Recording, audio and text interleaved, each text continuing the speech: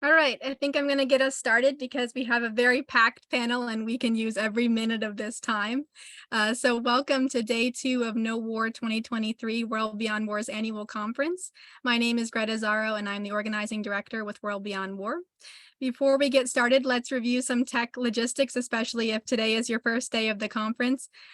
So all sessions throughout this conference, like the one we're in right now, will have closed captioning enabled, and you should be able to see the CC button in the bottom of your Zoom screen if you want to view the captions.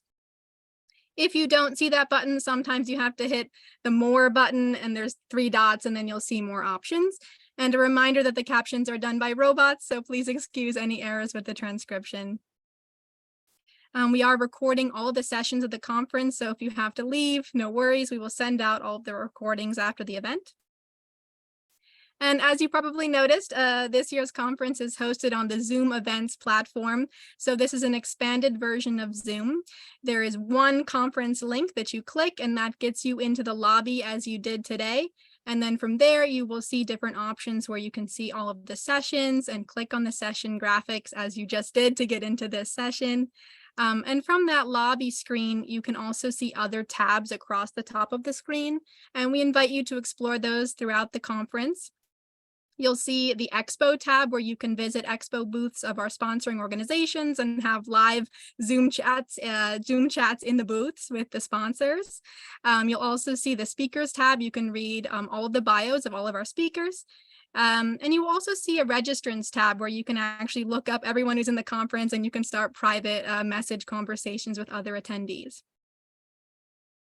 So as in a regular Zoom meeting or webinar, you will see a red button in the bottom of your Zoom screen right now. And that's how you'll exit this session at the end of the session. And once you exit that, you will see that lobby screen that I was just describing that has all the other options where you can get to the next sessions and all of that.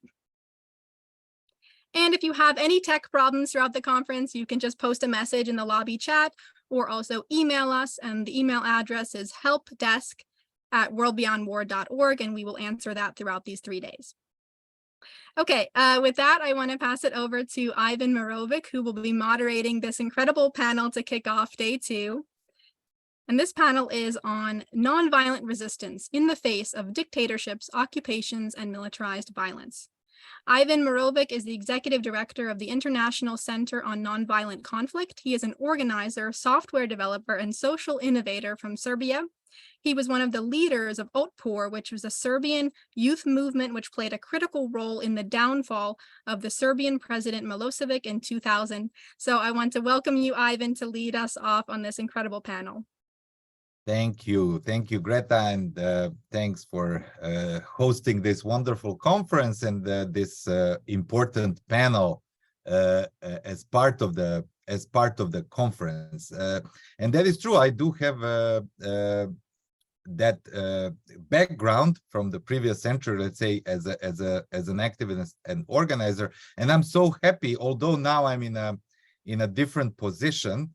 With the International Center on Nonviolent Conflict, not so much of an activist, but I'm so honored to be here today in company of great activists who are going to be panelists and trying to, how should I say, shed light on the phenomenon of nonviolent popular resistance against brutal opponents such as dictators, military occupiers, and invaders. And those are often seen as maximalist struggles, as struggles that are very difficult to wage, let alone win. And there are a lot of skeptics who would say, oh, yes, nonviolent resistance, it's all nice if you have like a small, decent opponent who is not very powerful, but try that against a brutal opponent, and there are a lot of examples where actually that was tried and it worked. And so let me briefly introduce our panelists, and then I will how should I say, carry on with the first round of questions when they are going to kind of introduce their struggles and the role of nonviolent resistance in fighting these brutal opponents. And then hopefully towards the end we will have time for your questions as well, which you will be able to post in the Q&A box. So first, we're going to start us off with one of the panelists who will not be with us, and we will see the video. And this is Safoora Arbab, who is a member and activist of the Pashtun nonviolent resistance movement. So she's going to tell the story about that movement. Then we are going to be, and yes, the World Beyond War board member, John Ruwer, is here with us. So maybe later in the Q&A question, because she's not with us, he will be able to answer some of the questions that you might have for her. Then we also have Liberian activist, Vaiba Flomo. Vaiba Flomo is an activist who's been organizing protest, advocacy efforts, and other forms of political organizing in the midst of the Liberia's very long civil war that lasted for 14 years. Then we have Egyptian and Palestinian activist Ramy Shaath, who will talk mostly about the struggle of the Egyptian people in the face of dictatorship, which he actually participated in the what is known around the world as the Arab Spring, and but he's also a member of the Palestinian nonviolent movement against the Israeli occupation. And then we will also hear from Karen Spring, who is the coordinator of the Honduras Solidarity Network. And she has lived and worked in Honduras since the military coup in that country in 2009 and fought against the brutal repression that was happening there. So let us start with Safoora's video first, and then we will carry on with our panelists.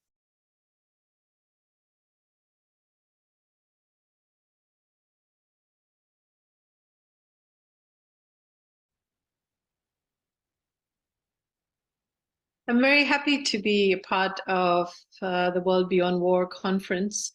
And I particularly want to thank John and Greta for inviting me to speak about a very significant but silenced history of one of the first nonviolent movements that took place as an army, and they called themselves an army.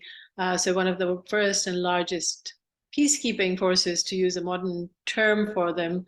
And the significance of this history lies beyond the fact that they were an anti-colonial movement against British imperialism situated in India in the 1930s.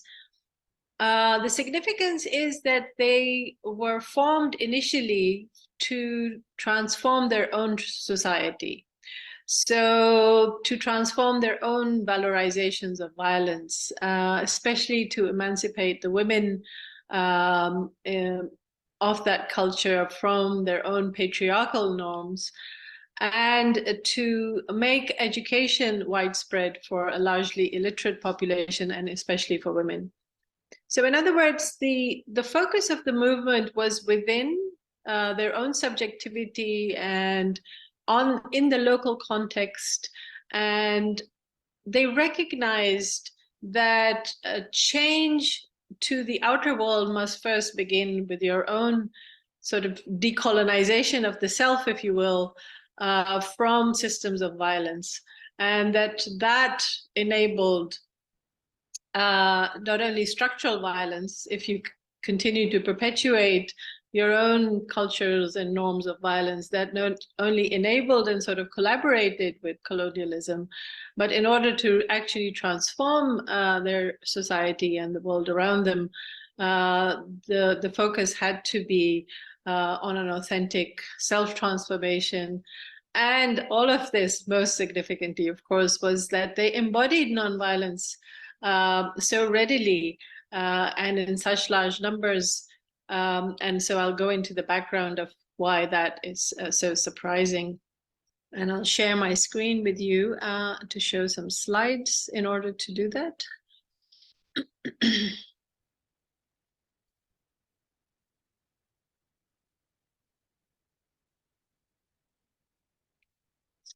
So they were called the Khudai Khidmatgar movement, and this translates into the servants of God. And this is where they were located geographically. This is a map of British India.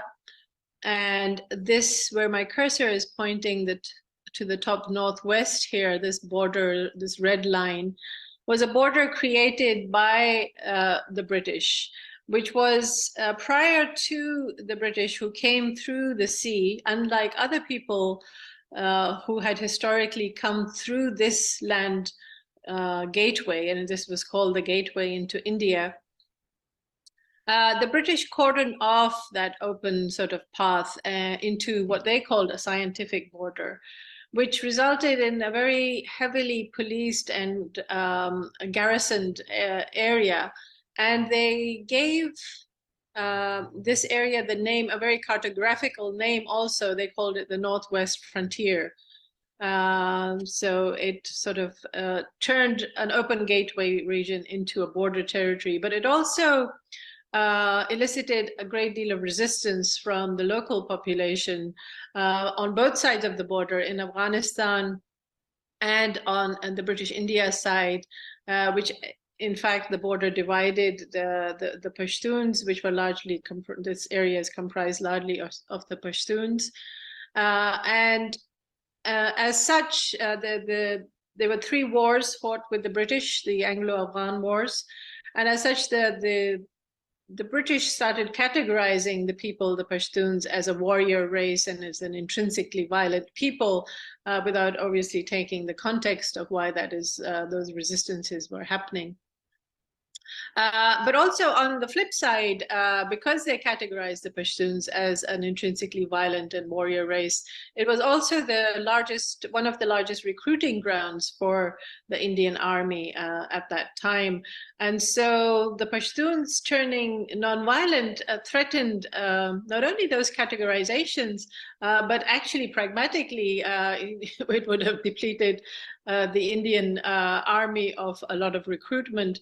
And plus, they didn't obviously want this cross-border alliances between Afghanistan and this border territory, which would naturally occur. And so they were especially very brutally policing the Khudai Khidmatgar movement. And this is the leader of the Khudai Khidmatgar movement, Abdul Ghaffar Khan. He's also known as the Frontier Gandhi. And this title is given to him not only because he embodied nonviolence, and so one associates that with Gandhi, which sort of a little bit of a misrepresentation, because the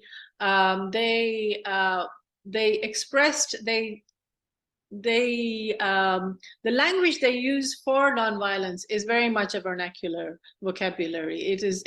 It comes from the Pashtun Wali codes, which is the tribal codes of the Pashtuns, a sort of unwritten codes of the Pashtuns, and through the language of Islam, because not only are the people in that area Pashtuns, but they were largely Muslims, although the Khudai Khidmatgars did also include Hindus and Sikhs in Pashtuns of that area, which were a sizable minority at that time.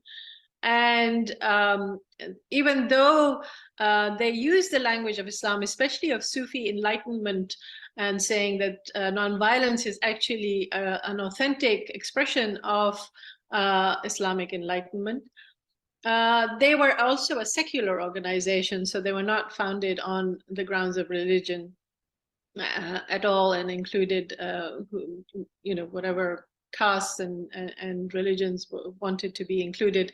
And they were in fact a very grassroots movement, so there was a lot of inclusion of people in the villages and workers and peasants and so on, even in the army. So even some of the generals in the army would be local sort of workers, and there's a lot of literature about why the big landlord classes were against the Khudai Khidmatgars. They said, well, I don't want to be included in an army that is, the general is a butcher or a shoemaker and so on. So it was very egalitarian based, And that egalitarianism sort of comes also from the codes of Pashtun Bali. And so they interpreted the framework of nonviolence through their own cultural norms, is what I'm essentially trying to say. And Ghaffar Khan is also known in the vernacular as Bacha Khan, which translates into both King of Khan, quite literally, but actually it has a much more nuanced and apt meaning in Pashto, which is their local language. Bacha is a self-sovereign soul and points again towards sort of Sufi enlightenment and wandering mendicants and people who are not concerned with worldly titles and affairs and so on. And this is a very iconic picture of the Khudai Khidmatgar movement. It was taken at the height of the movement in the 1930s. And as I mentioned before, they started off as a social reformation of their own peoples and cultures. The army was created for that, so that they would teach their own peoples a different way of life. While still being embedded in the local traditions also, so it's not something completely new as such, but reinterpreting what is already there in their cultural ethos. But they turned into a specifically anti-colonial army during an incident that happened in the 1930s in Peshawar, which is the capital city of the Northwest frontier. Where unarmed demonstrators were shot and killed in large numbers by colonial authorities. And that sparked a whole year of resistance and riots and so on. And the area was very, very brutally policed by colonial authorities, again, because it was such a strategic border territory. But what happened was that the Khudai Khidmatgars were particularly being targeted by the colonial policing at that time, and they would go into the villages and sort of torture and humiliate the people who were Khudai Khidmatgars, and they would often do that in very sort of perform genital mutilation on the male body, to say that as a Pashtun, if you've embodied nonviolence, you have become effeminized. So that whole idea of masculinity and violence and their categorization of the Pashtun as this virile warrior race was being sort of enacted in retaliation on their bodies of the Khudai Khidmatgars. But what happened was that people witnessing that, other villagers witnessing that torture and humiliation, would step up and enlist in the army. So it was at this time that the Khudai Khidmatgar movement became a province-wide movement. People either belonged to the army, or they would be part of the educational system, or their literary wing, which was also very, very strong, and I'll get to that in a moment. And at this time also, the Khudai Khidmatgars then joined the All India Congress Committee, which was led by Mahatma Gandhi and Nehru and so on, and Abdul Ghaffar Khan became one of the pivotal leaders in that nationalist anti-colonial resistance movement as well, that eventually did lead to the decolonization of India. And here is a picture of Gandhi visiting the frontier province.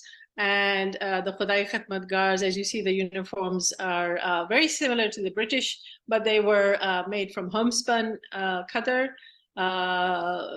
homespun cloth.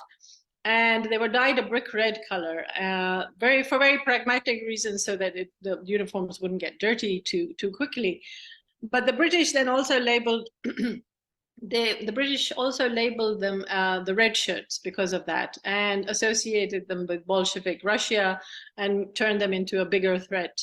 When, of course, they had no sort of Marxist philosophical underpinnings whatsoever, although they were a socialist reformation movement. And when they did join the All India Congress Committee, they were turned into the political wing, was the Frontier Congress Committee, that won then the elections in that province and formed the government 3 times. And so they did enact a lot of land reformation for the local peasant population.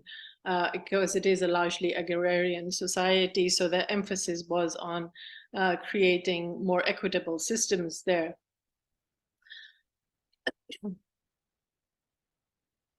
And so the Khudai Khidmatgar army had these training camps where they would be trained not only in physical forms of resistance and nonviolent, being taught the tenets of nonviolence, but they would also have drama and poetry and these multi-layered ways of incorporating change into their ethos.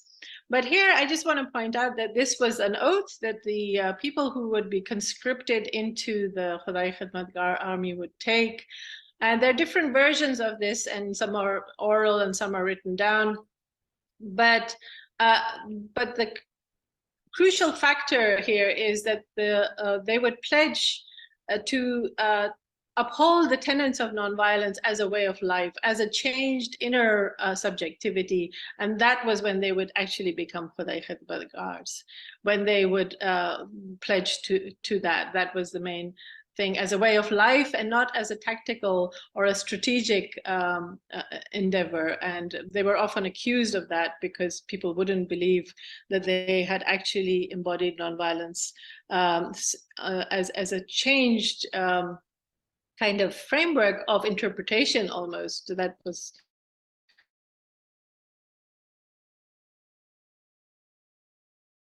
what they had.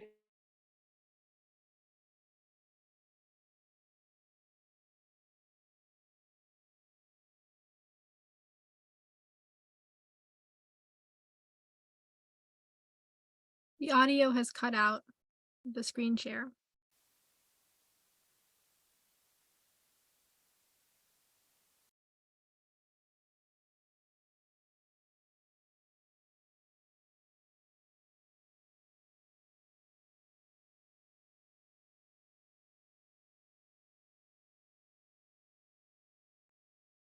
Give us a moment, everyone, while we're troubleshooting.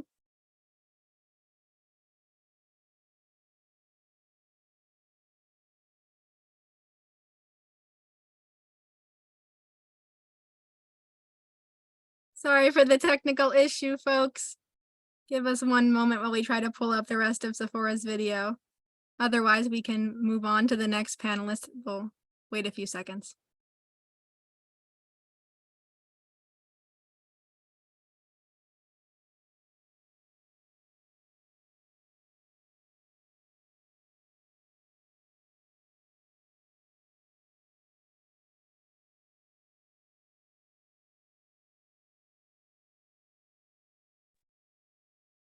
My apologies. Should I restart the video? Yes, please. Thank you.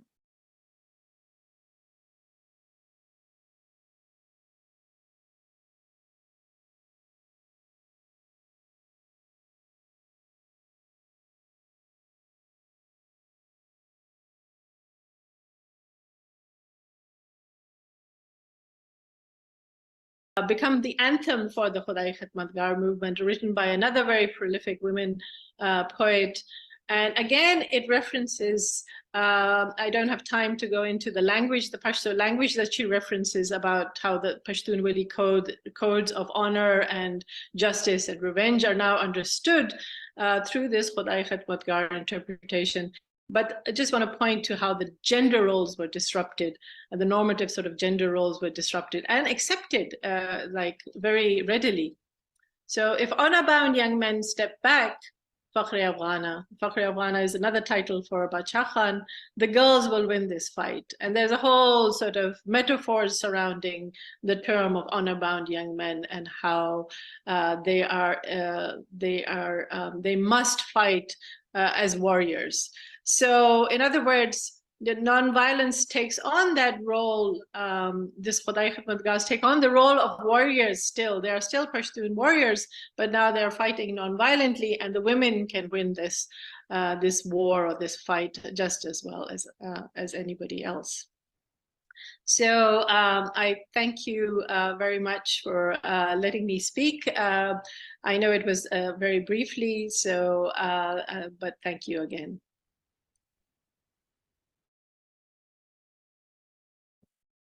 This was an amazing story, and let me try to get back my video.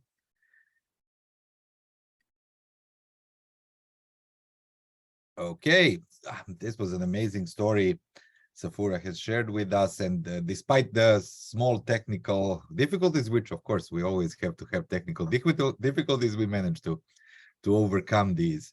And speaking of overcoming, let's hear from Vaiba Flomo, a Liberian activist, who can tell us a story of how political organizing, nonviolent resistance, and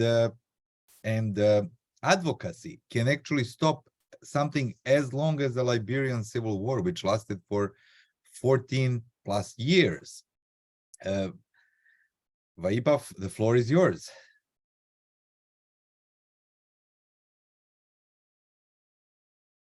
Just unmute yourself. Thank you. So Perfect. thank you. Thank you. And I bring you greetings from Monrovia, Liberia, where right now we are like 2 weeks away from elections.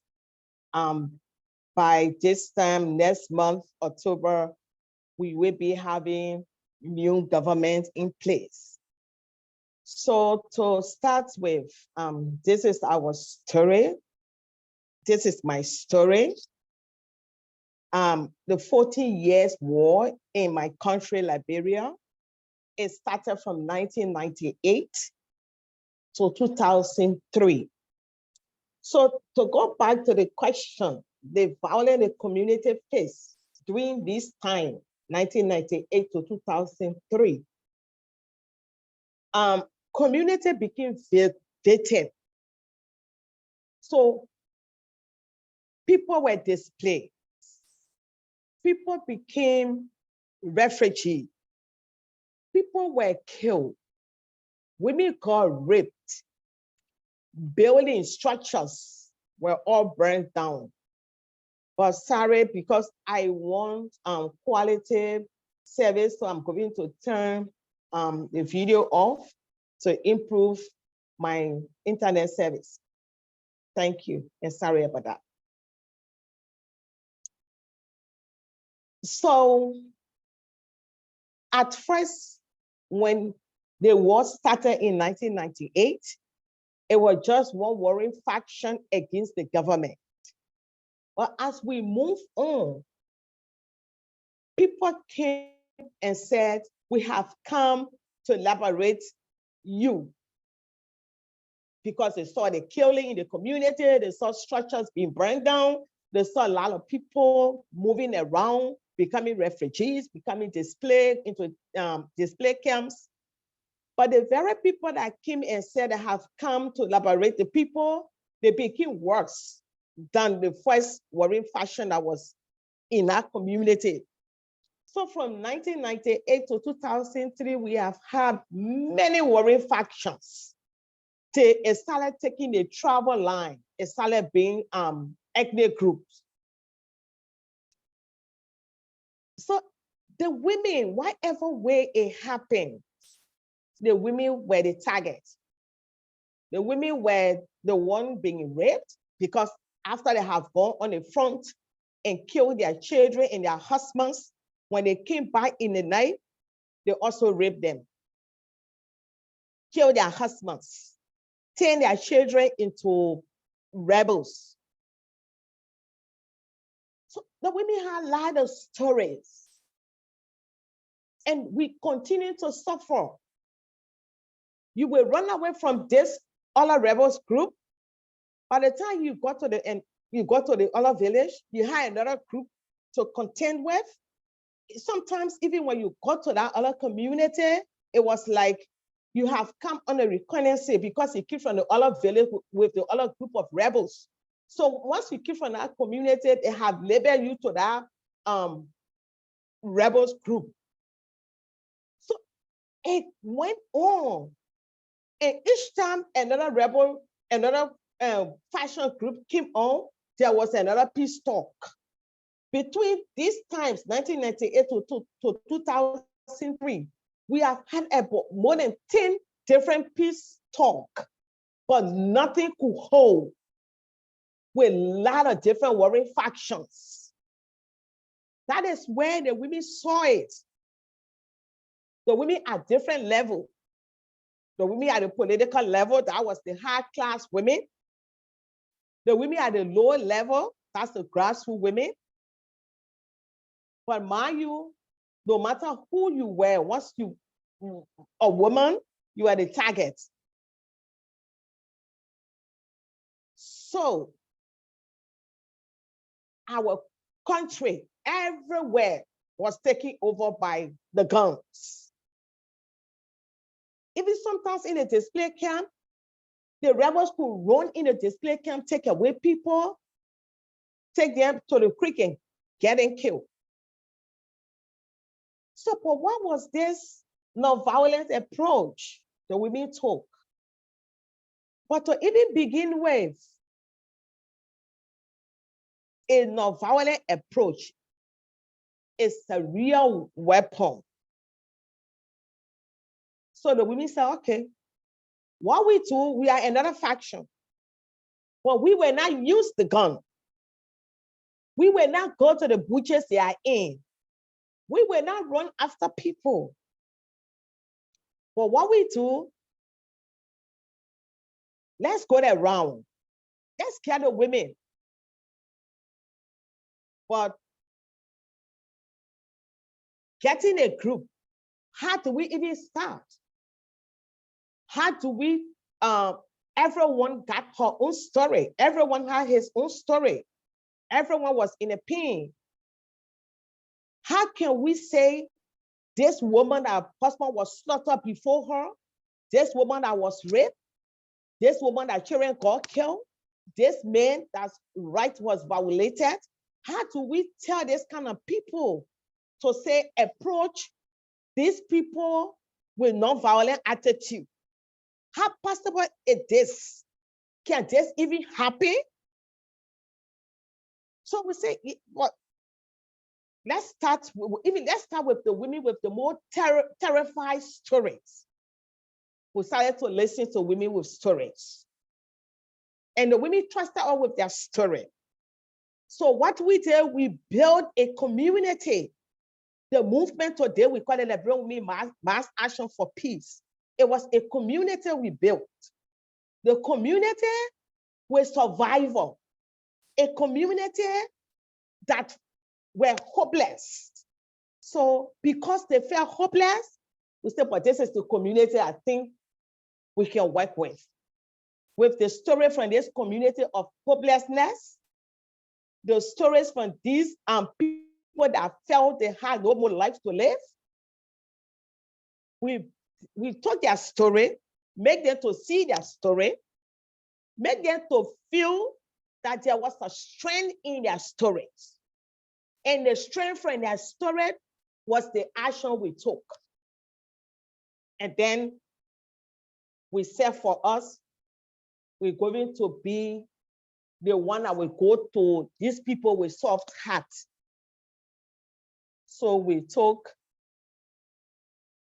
in by setting into strategic places, writing petition to all international organizations that were in Monrovia, telling them that we were tired of war, but we were very serious, we were very committed. And we did it with all fear.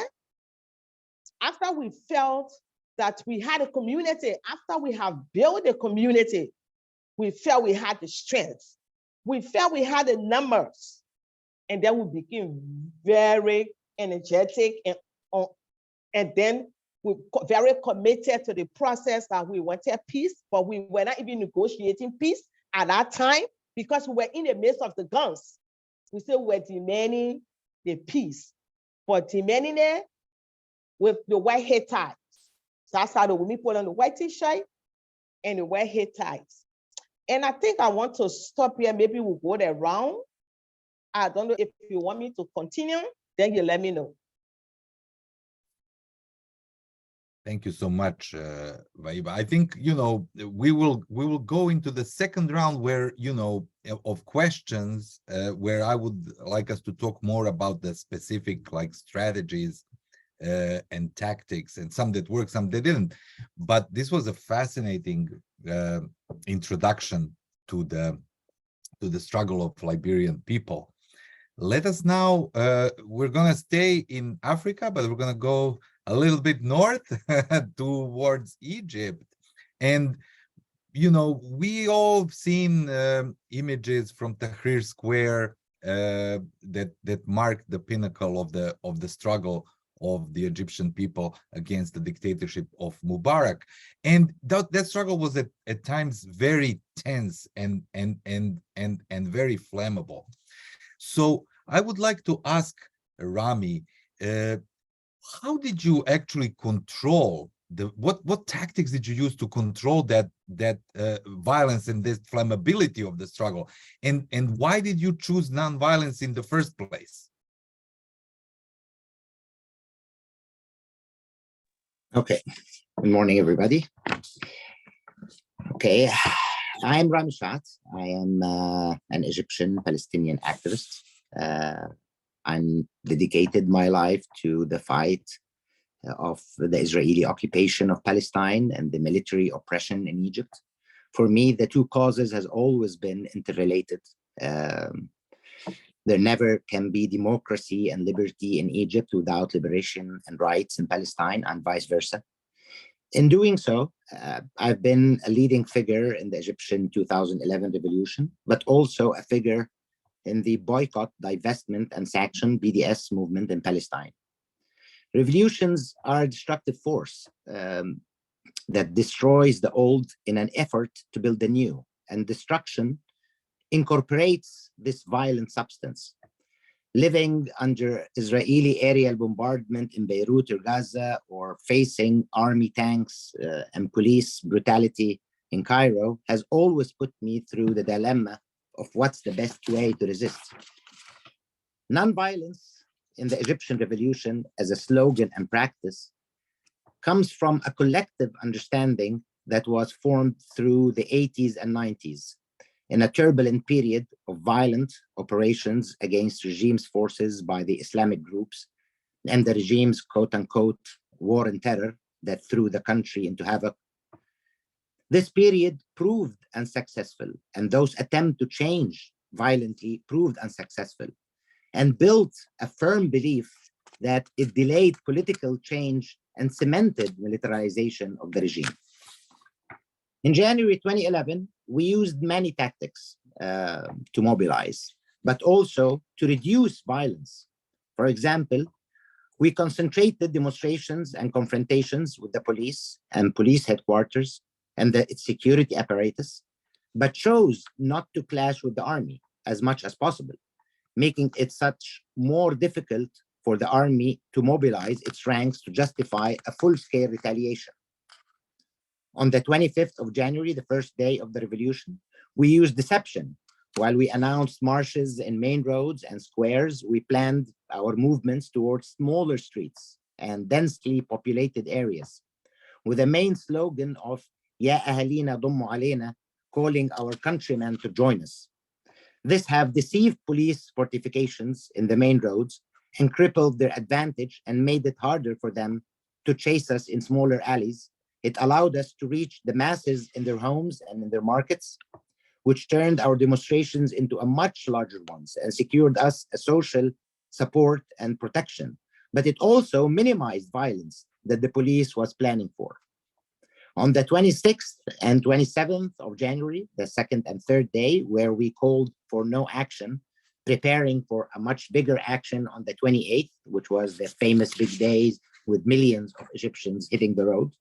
We realized on the 26th and the 27th that the same police battalions will remain on the road from the end of the 25th till the big day of the 28th.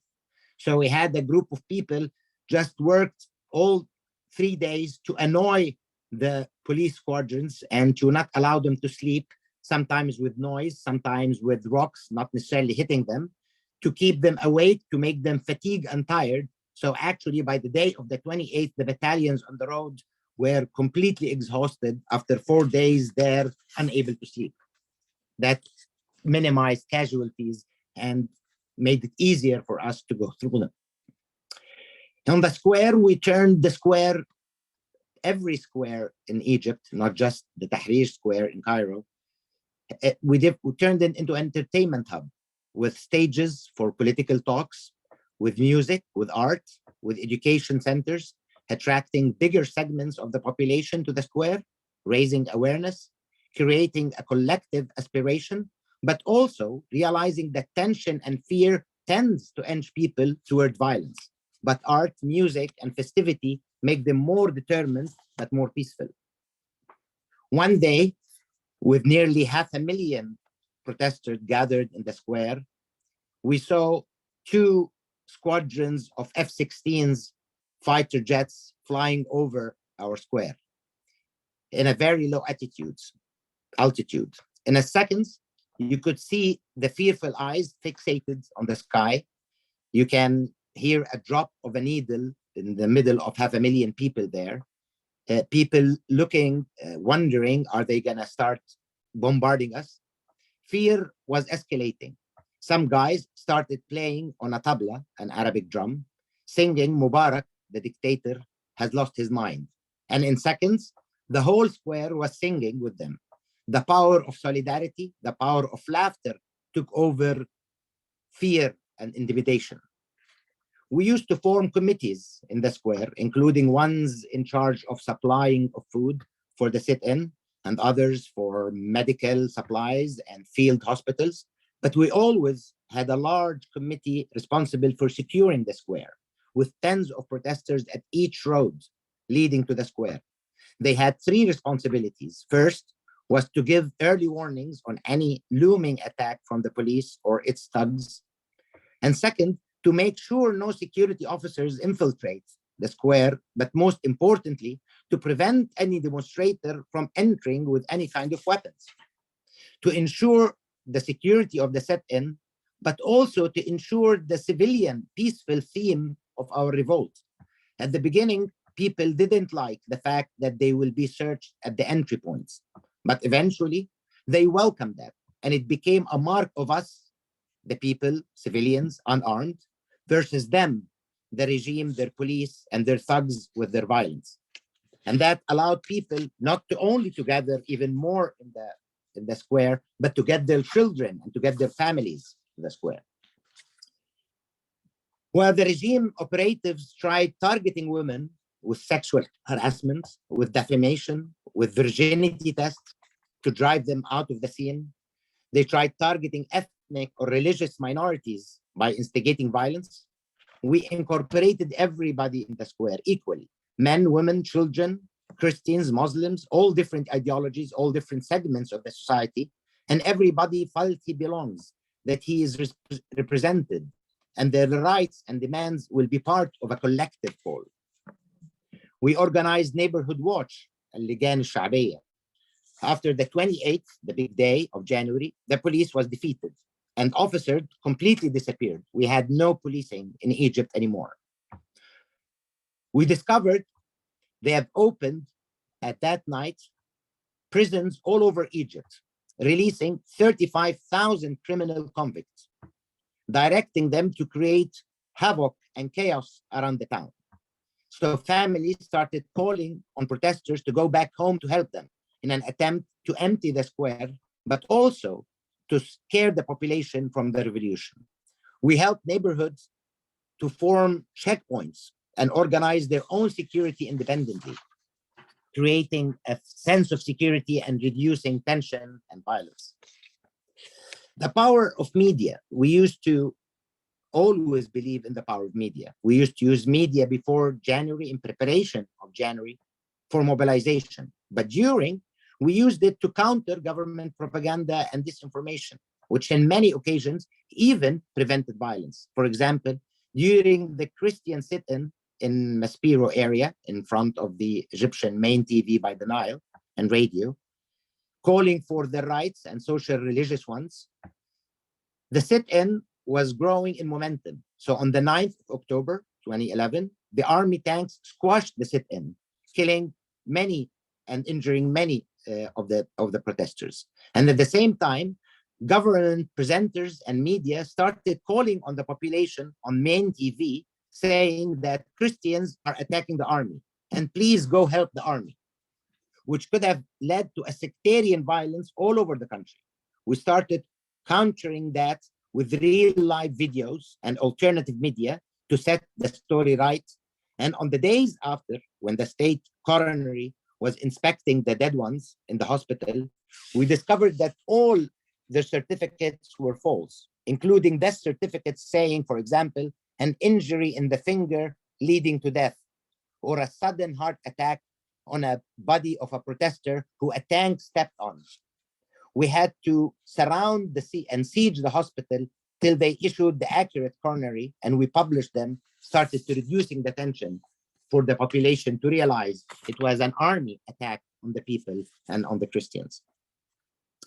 We were a great success in the beginning, especially on the first year, but we made mistakes.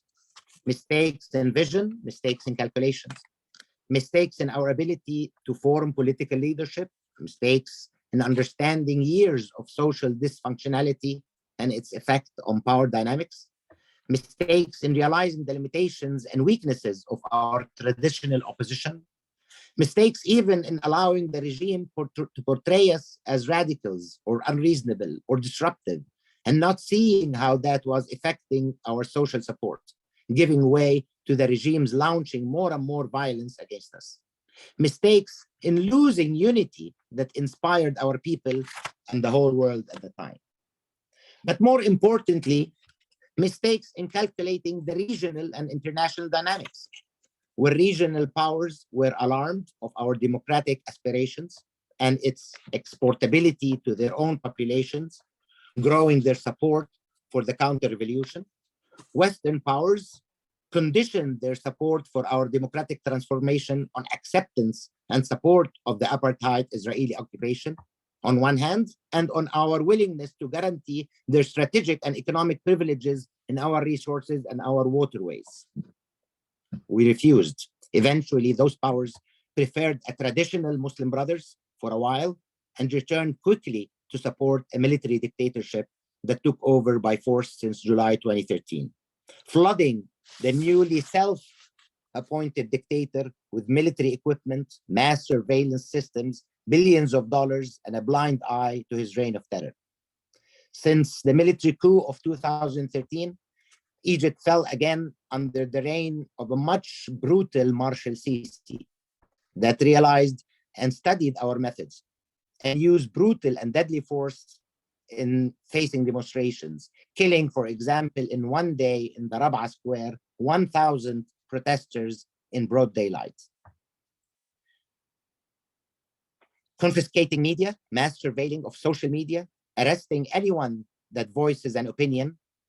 And today, Egypt has 70,000 political prisoners, and the numbers are still growing. We realize the limitations and failures, but I never thought, and I will still never do, or agree that our failure was because we refused to be armed.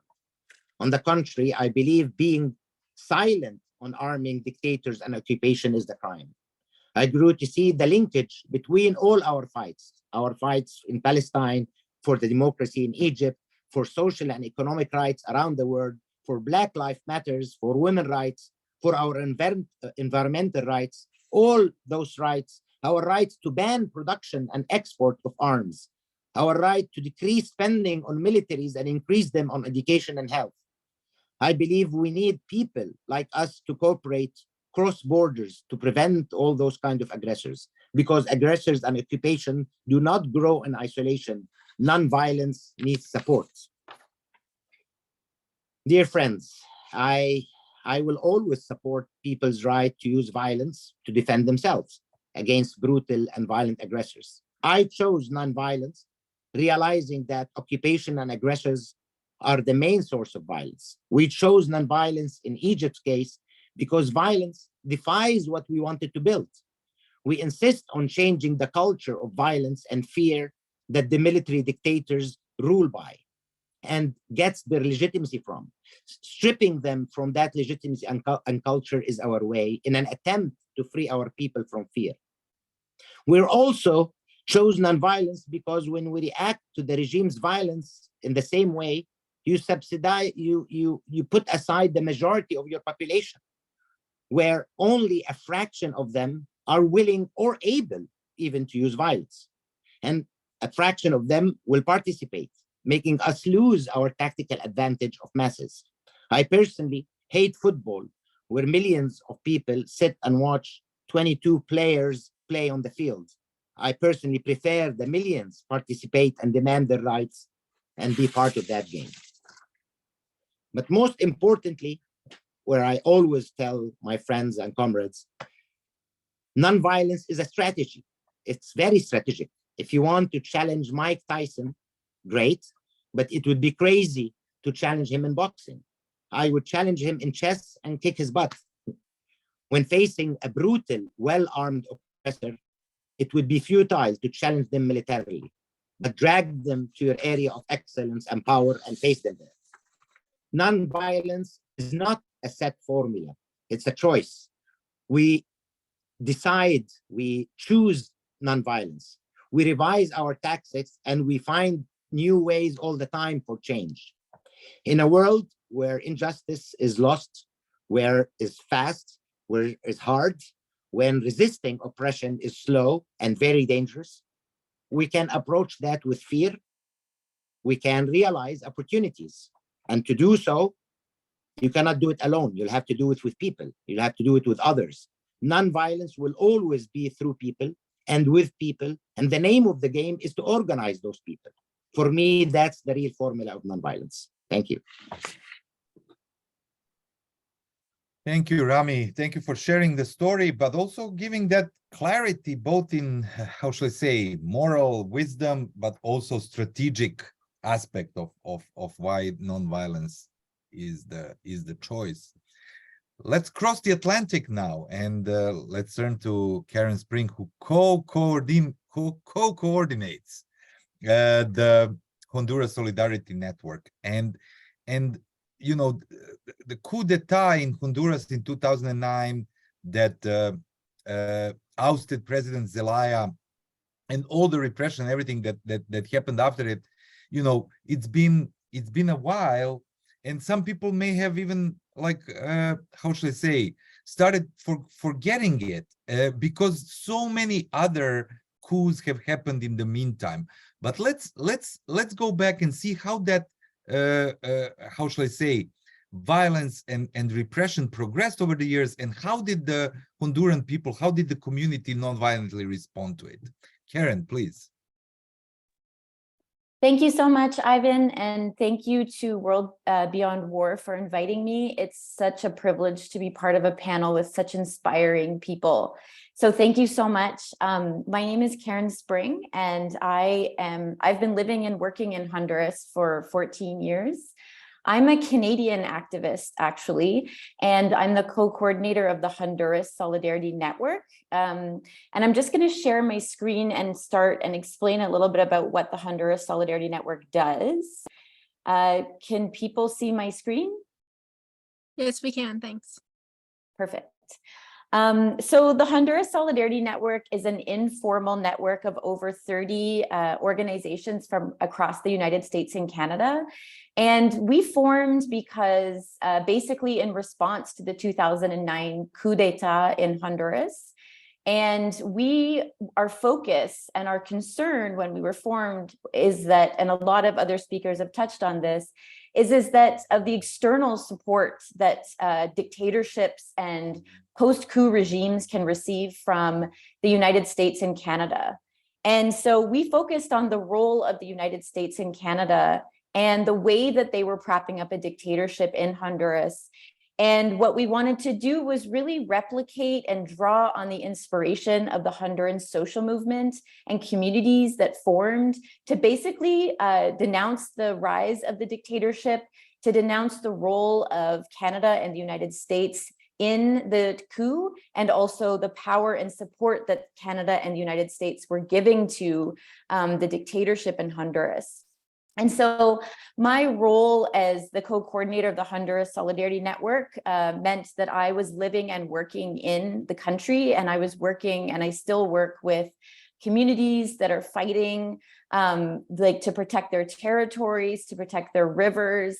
The Honduran social movement that basically was organizing constantly. They were protesting in the streets constantly to basically denounce the role of and overthrow the dictatorship, and denounce the role of the way the dictatorship was using such violent tactics against the Honduran people. And so my role was to help document what was going on. It was to make the connections between what Honduran organizations were saying about how the US and Canada were supporting the dictatorship. And so I really focused on human rights. I focused on militarization and the policies from Canada, United States that were propping up the dictatorship. And again, amplifying the voices of the Honduran social movement in spaces in Canada, United States, and in other parts of the world. And so with the help of, as so many people know, dictatorships are never sort of just on their own. They receive such tremendous support from their international actors and key international actors that prop them up for very specific reasons.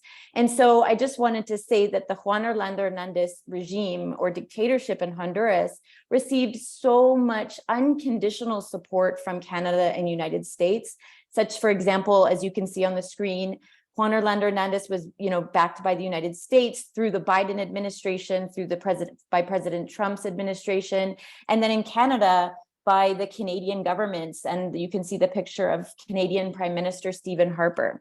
And so we know that dictatorships have to maintain their power and their control and their influence, and they're backed by these powerful actors. And so we kind of use the hypocrisy of the United States and Canada, who are saying that they stand for human rights, they stand for democracy, they stand for the right of the Honduran people to determine their own future. And we use that against them to say, how can you possibly say that when the Juan Orlando Hernandez regime is repressing the Honduran people, when they're committing gross human rights violations? And so we tried to call out the hypocrisy of our own governments in the United States and Canada to support what the Honduran social movement was doing and what they were saying. And what they were saying was, this dictatorship is in power because of the US and Canada, because they're promoting their economic interests in Honduras. So after the coup in Honduras, we saw, like we see around the world, how these sort of shocks, the coups, the repression, basically usher in, these neoliberal policies. So in Honduras, the neoliberalism was expressed through privatization. It was expressed through the US and Canadian governments and companies, basically like mining companies, for example, receiving tremendous economic benefits from this dictatorship in Honduras. So mining companies that were based in Canada were being able to mine in communities that they couldn't mine in prior to the dictatorship. We saw tourist companies stealing the lands of Honduran people, indigenous communities, on the north coast of Honduras. We saw energy companies, construction companies, so many foreign companies that were economically benefiting from the dictatorship. And so as the Honduras Solidarity Network, we tried to stop those companies. We tried to stop our governments from solely promoting their economic interests while they were basically backing a dictatorship that was massively repressing the Honduran people. And so I just want to talk about all the ways that the Honduran social movements and communities and the Honduran people basically inspired us as a global network to support getting rid of the dictatorship in Honduras and stopping our governments from supporting a dictatorship. So the Honduran social movements, after the 2009 coup, they formed endless protests in the street. And I was in almost all of those protests, sending out the information globally about the fact that there were thousands of Hondurans in the street protesting. And it was kind of funny because at times, you know, and other speakers sort of alluded to this too, that, you know, we would start with a small group and it would grow and grow and grow. And Hondurans started joking that our daily protests were like an exercise club, that we're getting together to walk in the streets, you know, regularly and every day, to basically show that they were against the government and that they were against the coup d'etat and the rise of the dictatorship.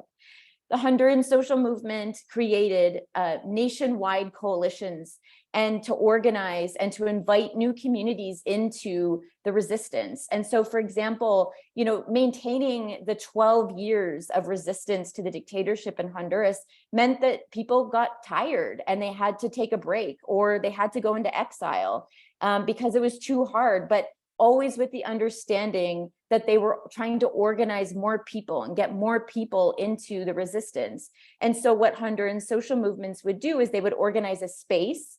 And when that space, so for example, I'm going to use an example of one that formed, the Platform of Indigenous and Popular Movements in Honduras, they would form. And then when that space kind of got tired or kind of got a little bit stale, they would end that space and they would create a new one, and they would invite new people in to participate in that movement.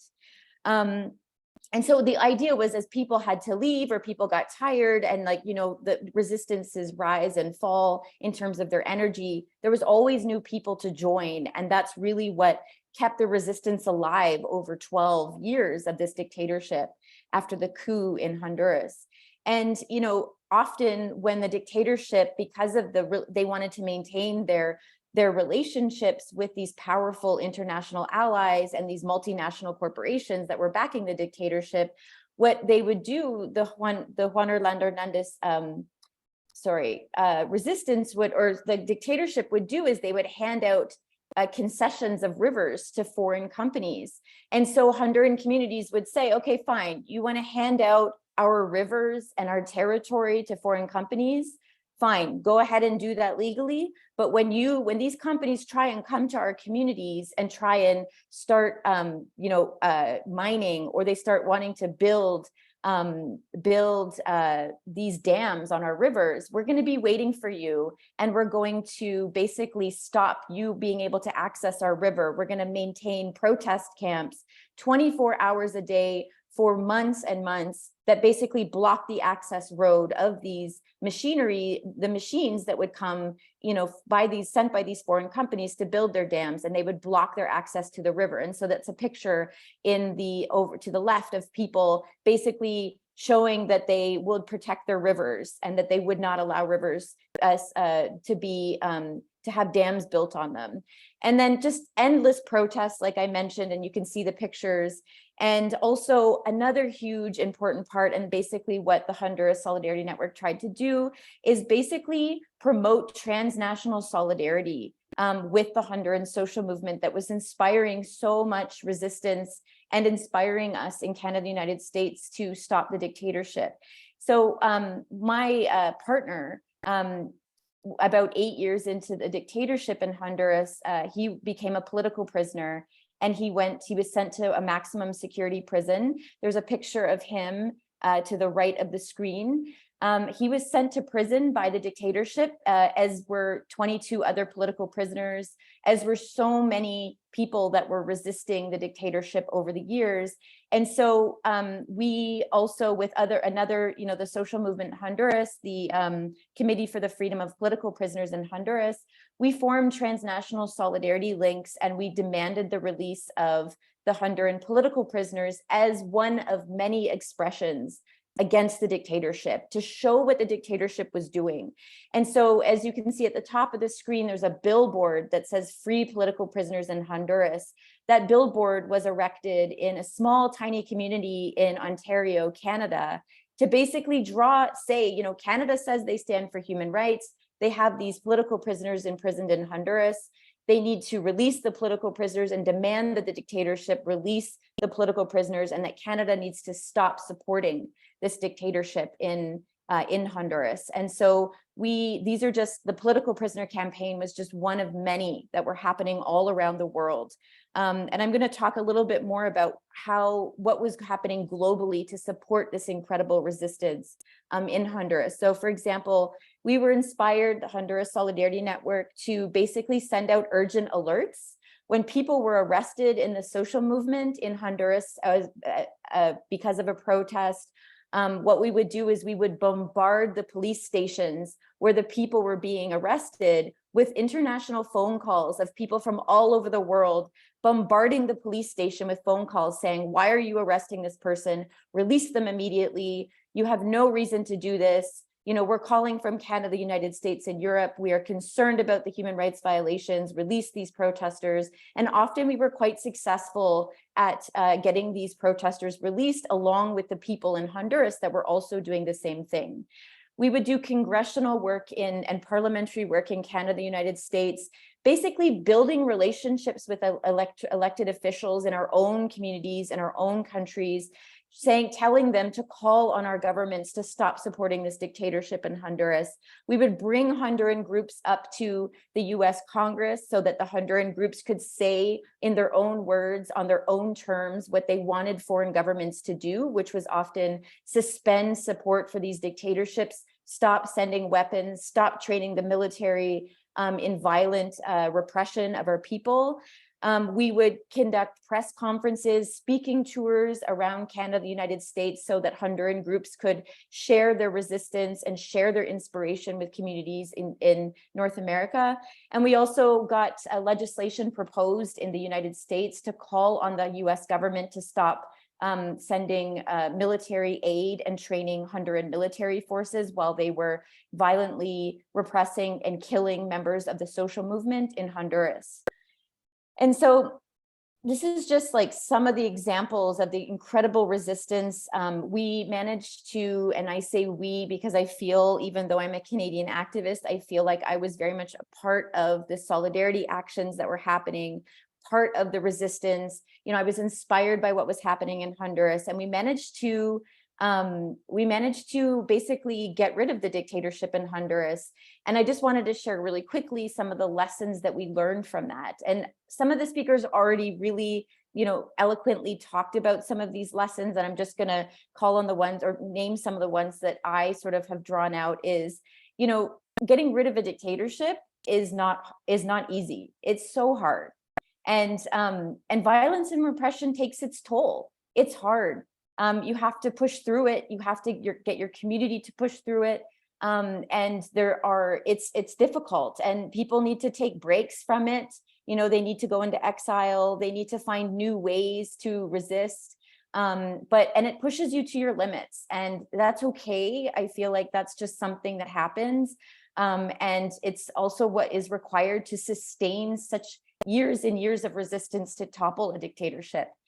Another thing that's difficult is that divisions within social movements happen. You know, as you're building movements against a dictatorship, no one really knows what causes the dictatorship to fall. Nobody knows what is the action that sort of tips the glass and causes the dictatorship to fall, or, you know, achieves a victory. And so we have to always acknowledge that this is a collective action, that there's always people that are doing all of these little things, you know, all around the world. And I'll talk a little bit more about that. And that dictatorships will fall. It just sometimes takes a long time. And Ramy said, you know, these are slow processes, but that, you know, you just have to stay consistent over time. So some of the things that the good things that we learned, the great lessons that, you know, I learned is that transnational solidarity, building solidarity across borders is so important. You can get solidarity from all corners of the world. You know, when my partner was in prison and I had to work a year and a half, like full time, every single day to try and get him and 22 other political prisoners released from prison. I had people from Germany calling me saying, we did a bake sale in our local community and we fundraised some money for the political prisoners. Can we send the money to you to help them fund their legal costs? And so I was just so inspired, like this small group of people around the world did a bake sale. They baked cupcakes and squares and sold them in their local market to raise money for the political prisoners in a country that it is so far away across the Atlantic from where the Honduran movement was resisting. And as people already mentioned, creativity and art inspire. Resistance is contagious. If people are inspired by the fact that you're in the streets every single day for months, that a billboard is erected in a community far away in support of the Honduran movement, people are inspired by that. And it's so important to promote it and to share these creative forms of resistance. And like I already mentioned, we know that we will achieve our goals. The dictatorships will fall, and they have to fall, and the importance of just staying consistent over time, small actions every day will bring down a dictatorship, whether the dictatorship likes it or not. And then just to close my presentation, I just wanted to share the Honduran context of how we were able to topple a dictatorship in Honduras. It was a 12-year dictatorship. The dictatorship of Juan Orlando Hernandez was toppled. The Honduran people went to the polls and they elected the first ever woman president in Honduras in the elections in 2021. I want to say that you can't just elect a new president and the dictatorship immediately falls, because that's not true. Remnants of the dictatorship remain. And so, the international solidarity and the resistance continues. And I don't want to say that, just overnight you can topple a dictatorship. It's a process. And so, even though we were able to get rid of the one person, the dictator, the structures of the dictatorship remain, and those have to be dismantled over time. I want to say that the ex-president Juan Orlando Hernandez, who imprisoned my partner and who imprisoned so many other people and killed so many people, so many activists, is now in prison himself, facing drug trafficking charges because he not only used his dictatorship to maintain his political power, he used it also to run a drug cartel at the same time while receiving significant support from Canada and the United States. He is now in prison, facing life in prison for basically being involved in transnational drug trafficking networks. That's not to say that I'm in favor of prisons. I do not believe in prisons, but I think that it's very telling that dictators always end up facing, what they themselves subjected their people to. I really, truly believe that. And I wanted to say that all 2,200 political prisoners were released, including my partner, who holds up the piece of paper in his hands in that picture in the bottom corner, basically he, celebrating his freedom, and that all legal charges against him were finally dropped. And so that's my presentation. Thank you so much. And I look forward to, continuing this conversation. Thank you so much, Karen. This is a fascinating story. And what I liked about your presentation is that you kind of already answered a lot of questions were coming in regarding transnational solidarity and how can we help. And a lot of things that you said actually point to the fact that struggles today are rarely isolated.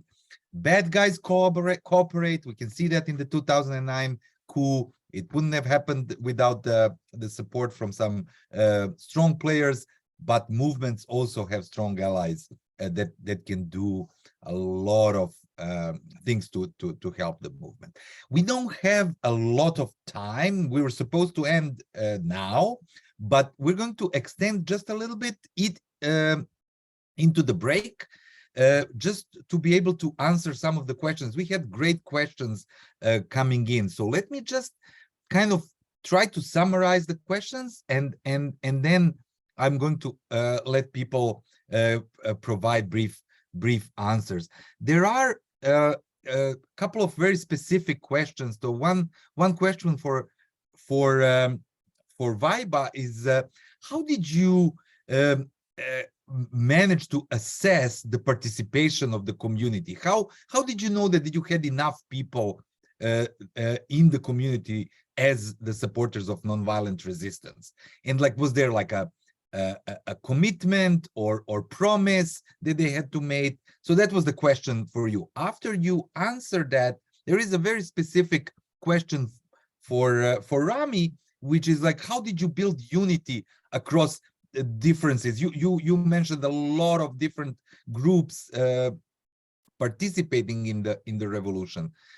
So that would be the question that is kind of specifically directed to you. And for Karen, you know, there was like a follow-up on what you already said, was like, how can people in the West support the Honduran people, but more broadly, and there were a lot of questions around that, and I would invite others to contribute to that, is like, what are the different ways that we can support each other across borders and across different movements? So let's start with Vaiba, and then move on to Ramy and Karen. Thank you.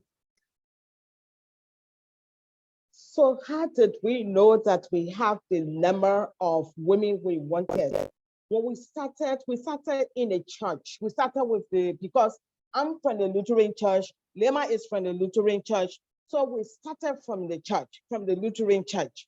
So when we invited, because we know how many women in the Lutheran church. So when we started with the women in the Lutheran church, in the first meeting, we said this war was not just for the Lutheran women. That's why I got my quotation that says the bullet cannot pick and choose. So let's invite all of churches. So we send an invitation to the Baptists, to the Methodists, whatever church, to Pentecostal. And the way we also got to know that the number was increasing is like people came under their own leadership. So when you came from the Baptist church, you came with the hair from the Baptist church. When you came from the female journalist movement, you were under the leadership of that movement. And whenever we were having conversation, we did a conversation through the leadership of that group. So at the end of every day, we went on the table to plan. First, we went on the table to see the activity for the day. How was it like? It was some evaluation done at the end of the day. And we did it through the leadership of each group. So we didn't just operate as the number of women you saw. We operated through structures. We had structures set up. And another thing we did was we respected people. We went to churches. We went to the mosques. We had a Muslim women, honor the Muslim women for peace. So yes, we got to know the number because we dealt with structure. The structure spoke to us about the number. If I should be answering that question, that's what I would say. We operated through structures. We had the women, yes, but we operated through structures. We didn't just grab any woman to say come, because we were also accountable to them. We needed to provide a safe space. They already coming as survival. So we were very mindful not to hide it anymore. So the structures was key in our movement.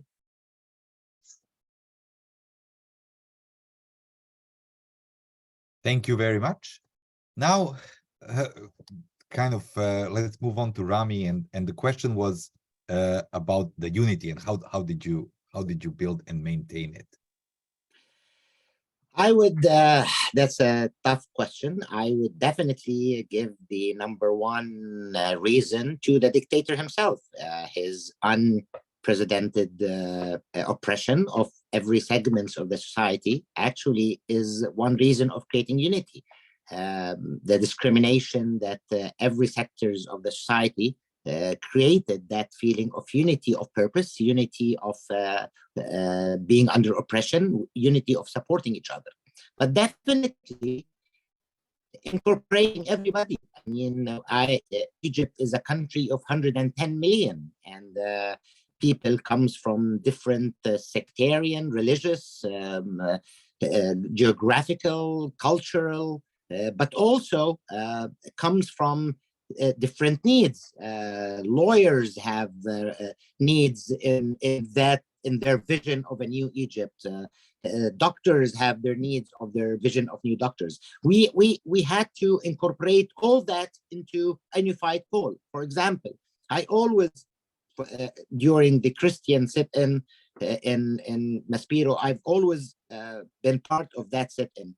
And I always told people, there is no way Christians will have the rights unless everybody in Egypt have the rights, unless the rights are respected. So our call should be rights for Egyptians, and from the rights of Egyptians, everybody get the rights, and incorporating that call into a unified call is what created unity. But also inclusivity. I will tell you a story. During July in 2011, we had a long sit-in. I was talking to you about a long sit-in for a month in Tahrir Square.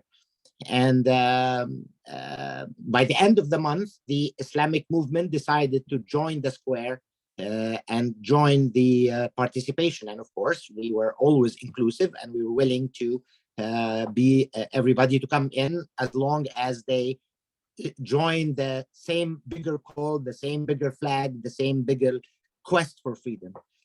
Of course, we knew there's differences between us. There's differences in ideology. There's differences in the way we thought of things. So we decided to put on a group of 6 people, 2 from the revolutionary civil movement, 2 from the Muslim Brothers, and 2 from the Salafi movement, to try to solve problems in the square. By the second day, we were going around. If somebody had a wrong flag or a wrong slogan, we solved it with them. Actually, most of the problems came from the Salafi movement. So the 2 Salafis with us, basically, were doing all the Salafis is like Islamic orthodoxy. They were doing all the work. So every time we saw a group of Salafis doing a violation, the 2 asked them, so guys, who is your sheikh? Who is your boss? They tell them their boss.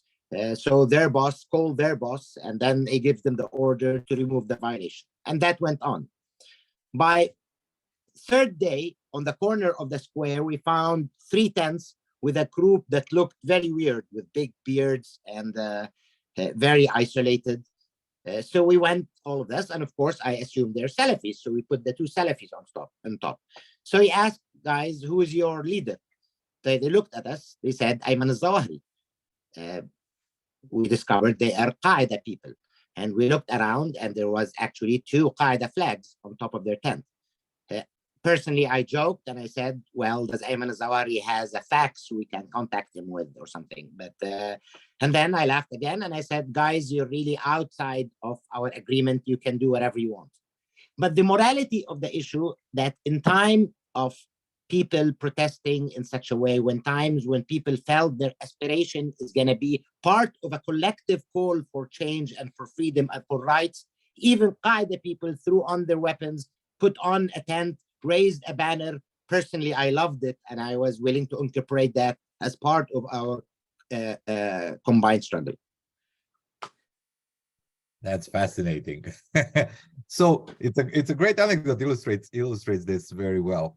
I kind of really would like us to wrap up, so I'm going to be like, there was like, regarding the international solidarity, I mean, there was like a really good question here for Karen. It's like, not like what we can do as international allies, but what would people of Honduras like us to do? Like, what is it that they would like international solidarity to look like? If you can like briefly just kind of share, Karen, and then we will also have one more question regarding Safoora's presentation, and then we will end. Please, Karen. Sure. So I think one of the things that Honduran communities, and I think communities around the world, want when they're in resistance is they want their voices amplified, and they want their asks, amplified as well. And that can be done in so many different ways. I think that people that are not in Honduras, that are anywhere else in the world wanting to support the Honduran resistance or the Egyptian resistance or resistance anywhere, they need to understand those demands and of the local people, and be very clear about what voices of resistance they're supporting. And then they need to take those demands and say, how does this fit into our local context in Canada or the United States or Europe? How do we translate those demands into what we can do and to hold our governments responsible? And so, I'm not saying that Canada and the United States are a democracy, a perfect democracy, or even a democracy at all.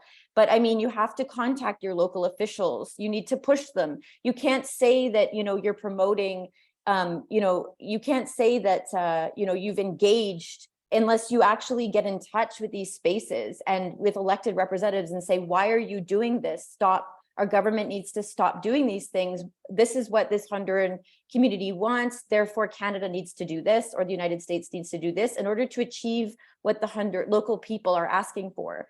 And that also means you need as many people as possible saying the same thing in their own words. You know, this comes to the media too. You need as many people in the media, independent media, find journalists that are supportive in the mainstream media, and feed them the demands of the Honduran movement. Put them in touch with people in the local movements and say, this is a person that you need to listen to. This is the story and how you get the angle in the United States and Canada now, or Europe or wherever. Now, you know, promote this in the space that you have.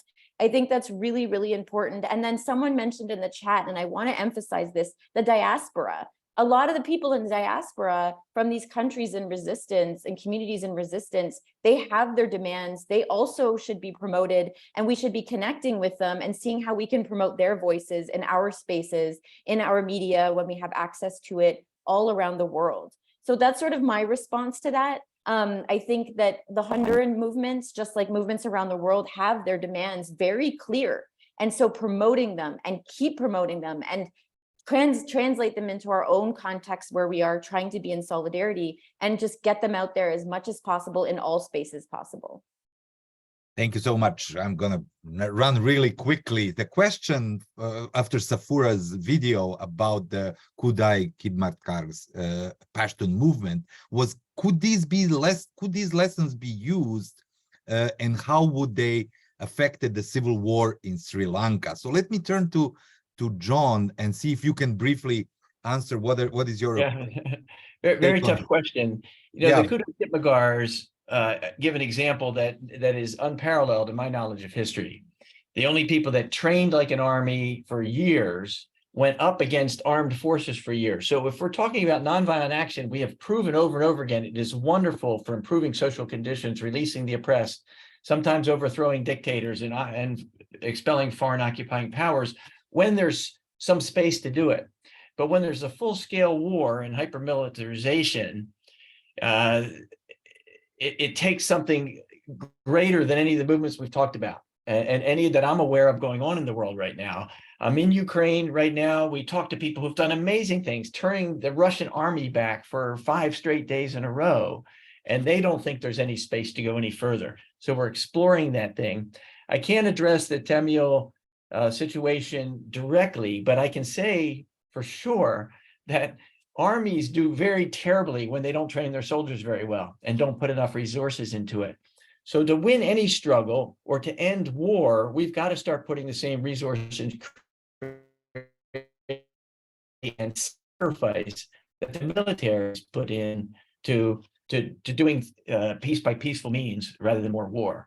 So how do you get the resources, of course, is the trick, because the people with the resources that could fund people to train like they should, and have generals in academies and soldiers trained for months at a time before they go into an action, have an agenda other than peace, prosperity, and democracy, and forcing them to do it for the good of human, benefit, prosperity, peace, and so forth is something that we just have to. I think the first step is realizing that's what it's going to take. That you can't just do spontaneous movements from time to time. That we have to learn every lesson from every conflict and put it together and build toward a really professional cadre and a professional attitude of serious training for serious conflict if we're going to eliminate war. Thank you so much. I think that's a great way to end the whole thing, is that, like, even if the task is immense, acknowledging that it's important to do it is the first step in accomplishing that task. So I would like to thank everybody. I would like to thank our panelists. I would like to thank the audience. This was a fascinating panel. Let me turn over to you, Greta. Thank you so much, everyone. It's been an honor to be part of this conversation with you all. And thank you, everyone, for attending. And we did just blow through our break time. So we are going to go right into the next session, which is a nonviolence training. So thank you to everyone here. I'm going to end this session. The Zoom window will close, and then you will see the lobby screen where you can click into the training. So thank you, everyone. Bye-bye. Thank you. Thank you.